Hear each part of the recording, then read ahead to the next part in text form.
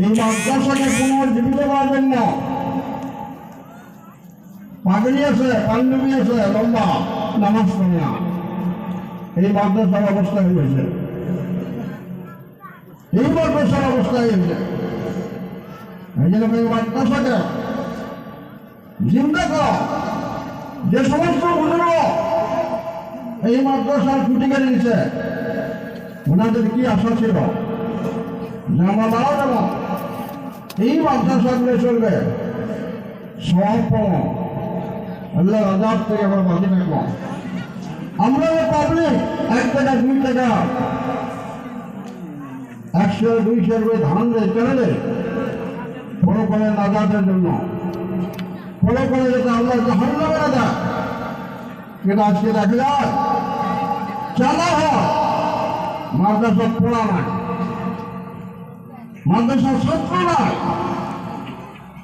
মানে আপনাদের কাছে অনুরোধ করলাম, আমরা সিনিয়র মানুষ হিসেবে, সিনিয়র আলেম হিসেবে, মুরব্বী হিসেবে এই জায়গা পার্শ্ববর্তী মাদ্রাসার মেহরবানি আছে, পার্শ্ববর্তী মেহরবানি সরকারি আছে, মাদ্রাসা পূর্ণরূপ দেওয়ার জন্য স্বপ্ন দেন এবং ওস্তাদগুলার কেয়ার করে লক্ষ্য দেন। ওস্তাদ খালি কালেকশন করবে না, পড়া পারবে, এটা লক্ষ্য দেওয়ার কথা। আমরা স্বার্থ দেওয়ার জন্য রাজ দিয়েছি, স্বার্থ যেন মাদ্রাসার পূর্ণ পঞ্চায়েত উন্নতি আমলগুলো হয়। কথাটা অনেকের ভালো লাগবে, অনেকগুলো বেড়া লাগবে।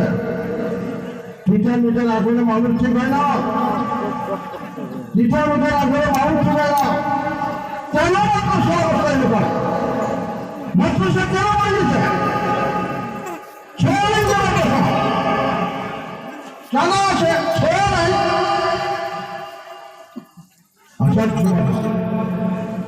এটা পাবলিকের কর, মঙ্গল শিক্ষক বর্গ, মঙ্গল কমিটি বর্গ, বেশ টাকা কেন আলাদা না? প্রত্যেকটা মানুষের হয়েছে মাদ্রাসা, কে চালে যাবে? মেয়ে মানুষের চালাবে, পর্দার আওয়াজ হয়ে চালাবে। এই জন্য এই মাদ্রাসা যাতে পূর্ণ রূপ পায়